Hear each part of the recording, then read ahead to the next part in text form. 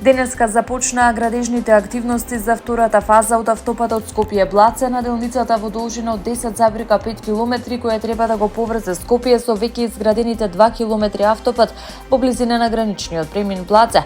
Според официјалните најави, изградбата треба да биде завршена во рок од 4 години. Проектот опфаќа изградба на автопатско решение низ комплексен ридско-планински терен со повеќе големи инфраструктурни објекти. Предвидени се 5 тунели, 8 мостови, 11 потпатници, 4 галерии и 9 подпорни ѕидови. Изведувач на градежните работи ќе биде компанијата Гранит, која ги изгради првите 2 километри од автопатот. Финансирањето на проектот е обезбедено преку заем од Европската банка за обнова и развој во висина од 167,6 милиони евра. Грант од рамката за инвестиции за Западен Балкан од 30,82 милиони евра, како и средства од буџетот на јавното претпријатие за државни патишта наменети за експроприација. Директорот на јавното претпријатие за државни патишта Гоце Трајановски при означувањето на почетокот на изградбата го оцени проектот како еден од најсложените автопатски потфати поради големиот број на тунели, мостови, вијадукти и галерии на релативно кратка делница. Тој истакна дека изградбата на автопатот Скопје-Блаце има стратешко значење за подобро поврзување на земјата со Косово и пошироко со регионот и Европа. Министерот за транспорт Александар Николовски претходно најави дека станува збор за комплексен проект со проценета вредност од околу 200 милиони евра. Тој посочи дека на трасата ќе има повеќе големи инфраструктурни објекти и изрази очекување работите да бидат завршени во пократок рок од официјално предвидениот. Изградбата на оваа делница во изминатиот период беше проследена со политички несогласувања. Првите 2 километри беа изградени во периодот на претходната влада, потоа беше започната постапка за изградба на преостанатата делница. По промената на власта во 2024 година постапката беше прекината и проектот беше предмет на ревизија. Во јуни годинава беше објавено дека е избран изведувачот за продолжување на изградбата, додека денеска официјално започнаа градежните активности. Со реализацијата на проектот се очекува конечно да се заокружи автопатската врска меѓу Скопје и граничниот премин Блаце. Во моментот во земјава има 53 пациенти кои прележале, имаат или се сомнителни за западно-нилска треска, информира денеска министерот за здравство Сашо Клековски. Од вкупниот број 50 се потврдени случаи, додека 3 се сомнителни се хоспитализирани на клиниката за инфективни болести. Од вкупно 53 пациенти, 52 развиле невроинвазивна форма на заболувањето, додека еден пациент е без невроинвазивна форма и е меѓу оние кои се излекувани се отпуштени од здравствена установа. Според податоците што ги презентираше Клековски, од 52 пациенти со невроинвазивна форма, 51 биле или се лекуваат на клиниката за инфективни болести, додека еден пациент продолжува да се лекува во приватна здравствена установа. Од 51 пациент третиран на клиниката за инфективни болести, 25 се излекувани се пуштени дома, додека за жал регистрирани се и 5 смртни случаи. Најмладиот пациент со потврдена инфекција е 26 годишен жител на Зелениково. Министерот очекува неговата здравствена состојба наскоро да овозможи тој да биде отпуштен од болница и да продолжи со закрепнување во домашни услови. Во меѓувреме, Министерството за здравство до лекарите доставило ажурирано упатство за постапување и третман на пациентите со западно-нилска треска. Министерот презентираше интерактивна мапа која е достапна преку веб страницата на Министерството за здравство и Институтот за јавно здравје. На едно место се обединети податоците за состојбата со западно-нилската треска во земјава. Мапата содржи информации за бројот на заразени лица и нивното место на живење, бројот на хоспитализирани и отпуштени пациенти, смртните случаи и означените ризични подрачја. Според најавите, мапата ќе се ажурира континуирано со цел граѓаните во секој момент да имаат пристап до актуелни и прецизни информации за состојбата со западно-нилската треска. Апелациониот суд Скопје ја потврди ослободителната пресуда за поранешниот премиер Никола Груевски во предметот Талир 2. Со одлуката, жалбата на основното јавно обвинителство Скопје е одбиена како неоснована, а е потврдена пресудата на основниот кривичен суд Скопје. Од апелациониот суд информираат дека одлуката е донесена по нејавна седница одржана денеска 26 август, откако биле разгледани списите од предметот и предлогот на Висшето јавно обвинителство Скопје.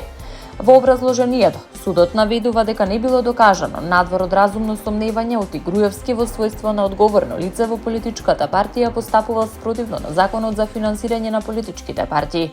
Апелација оценува дека не било докажано оти градежната компанија Бетон во моментот кога ги исклучувала договорите со политичката партија имала својство на субјект кој вршел јавни услуги согласно законските одредби. Оттаму според судот не постоела законска забрана компанијата да донира средства на политичката партија, ниту пак законска обврска тие средства да бидат вратени. Со потврдувањето на ослободителната пресуда се отвора патот за задржување на имотот кој беше предмет на замрзнување во рамки на постапката. Меѓу имотот опфатен со постапката и партиското седиште на ВМРО ДПМН, познато како Белата палата, како и друг имот. Пред 3 години првостепениот суд донесе поинаква одлука. Груевски го осуди на 6 години затвор, додека Кирил Божиновски доби условна. Тогаш беше изречена и конфискација на партискиот имот. Првостепената пресуда подоцна беше укината од апелациониот суд, пошто обвинението беше преквалификувано и постапката започна одново. Со најновата одлука на апелација, ослободителната пресуда за Никола Груевски во предметот Талир 2 е потврдена, со што е ставен крај на постапката во однос на оваа пресуда. Опасноста од пожари на отворен простор понатаму е висока. Поради жешкото и суво време, а бројот на интервенции останува значителен. Директорот на Дирекцијата за заштита и спасување Стојанче Ангелов информира дека во текот на вчерашниот ден биле регистрирани најмалку 31 пожар. Според Ангелов, најголем дел од пожарите биле предизвикани од човечки фактор. Повеќето, како што посочи, настанале ненамерно поради невнимание и небрежност, но постојат индиции дека дел од пожарите можеби биле намерно предизвикани. Посебно внимание според Ангелов е потребно во подножието на планината Китка во пределот на Драчево на територијата на општина Студеничани. Тој упати апел до жителите од овој регион да пријавуваат секакво сомнително однесување. Имаме индиции дека токму тука одредена група намерно секојдневно повторно го распалува пожарот кој ние упорно се обидуваме да го изгаснеме, изјави Ангелов. Во справувањето со пожарите и денеска се ангажирани воздухоплови на Дирекцијата за заштита и спасување, како и полициски хеликоптери. Според информациите од Центарот за управување со кризи на одредени локации е постигнат значителен напредок. Во моментов нема загрозено село во близина на линијата на пожарот. Меѓу поголемите пожари што биле активни вчера и пожарот кој избувнал меѓу селата Долно и Горно Чичево кај Градско. Ангелов го оцени како исклучително комплексен поради големата површина што ја зафатил. Пожарот главно се ширил низ сува вегетација, грмушки и трња. Пожарникарите во текот на ноќта најпрво успеале да го стават под контрола, а потоа и целосно да го изгаснат. Ангелов информираше и дека активна е депонијата во Кавадарци, а за состојбата таму, како што посочи, дополнителни информации може да даде локалната самоуправа. ЦУК повторно апелира до граѓаните да бидат особено внимателни во периодот на високи температури, да не превземаат активности кои може да предизвикаат пожари. Од Центарот ги повикуваат граѓаните навреме да ги пријавуваат сите сомнителни активности, особено во подрачјата каде што пожарите се повторуваат, со цел надлежните служби навремено да реагираат. Во периодот од 18 мај до 31 јули оваа година, секторот за сообраќајни работи при Министерството за внатрешни работи спровел зајакнати акцијски контроли на целата територија на државата, насочени кон возачите на велосипеди, велосипеди со помошен мотор, мопеди, мотоцикли, трицикли и 4цикли. При контролите биле констатирани вкупно 6932 прекршоци сторени од возачи на велосипеди со помошен мотор, мопеди, мотоцикли, трицикли и 4цикли, како и дополнителни 33 прекршоци сторени од возачи на велосипеди. Најголемиот број прекршоци биле евидентирани на подрачјето на СВР Скопје 2146, по што следуваат СВР Битола, СВР Велес, СВР Куманово и СВР Штип. Мобилната единица за безбедност на сообраќајот на патиштата констатирала дополнителни 556 прекршоци. Од вкупниот број прекршоци дури 5678 се внесуваат на неносење заштитен шлем, кацига при управување со овие видови возила. Во текот на акцијските контроли биле констатирани 15715 други прекршоци. Против 503 возачи биле поднесени кривични пријави. Согласно кривичниот законник, од МВР најавуваат дека зајакнатите акцијски контроли ќе продолжат на целата територија на државата со цел подобрување на безбедноста во сообраќајот и поголемо почитување на сообраќајните правила и прописи. Од Министерството потсетуваат на задолжителното користење заштитна кацига и на забраната за управување со возило под дејство на алкохол или други психоактивни супстанци. Целта на контролите според МВР е превенција на сообраќајните прекршоци, намалување на ризиците за учесниците во сообраќајот и создавање поголема безбедност на патиштата низ државата. Администрацијата на американскиот претседател Доналд Трамп привремено ги суспендираше термините за подносителите на барања за визи во американските амбасади и конзулати ширум светот. Од Стејт департментот соопштија дека започнува глобална програма за обука на конзуларните службеници, поради што распоредот на термините ќе биде прилагоден. Кандидатите кои веќе имале закажани интервјуа добили известување дека термините се одложени, дека ќе добијат нов датум.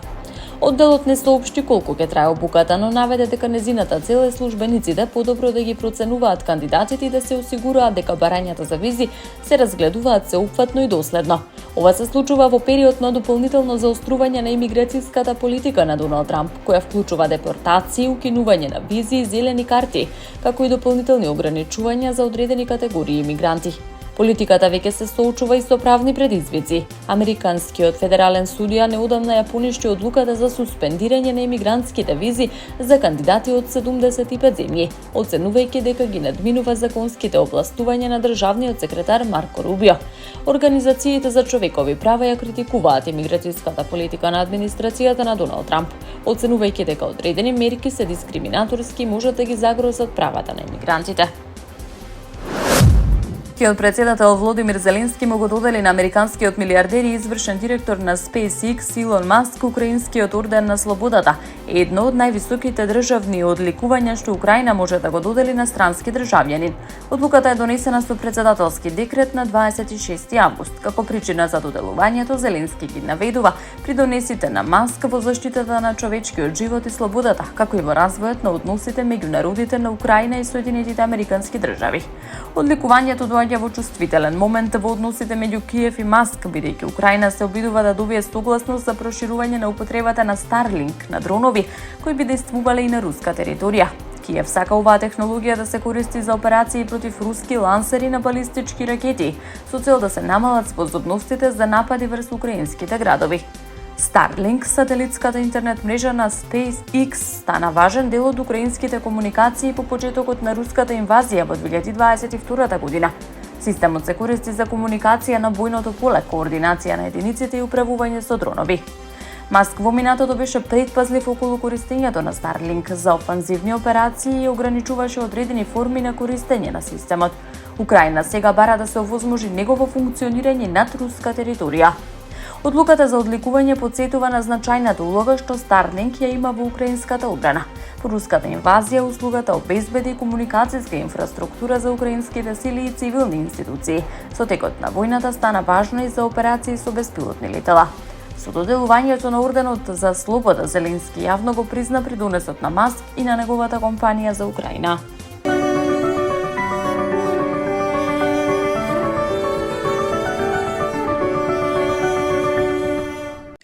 Предпладневните часови во текот на викендот ќе бидат сончеви и топли, но во попладневните часови времето наместа ќе биде нестабилно со појава на поруен дожд, грмежи и засилен ветер. Според временската прогноза, локално-атмосферските процеси може да бидат поинтензивни и да прераснат во невреме, проследено со поруен дожд, силен ветер и услови за појава на град, информираат од Управата за хидрометеоролошки работи. Поради можноста за брза промена на временските услови се препорачува внимателност при престој и движење на отворено, особено во попладневните часови кога се очекува развој на нестабилноста. Во почетокот на следната седмица, според најавите, времето повторно ќе се стабилизира. Се очекува стабилно и топло време без позначителни промени.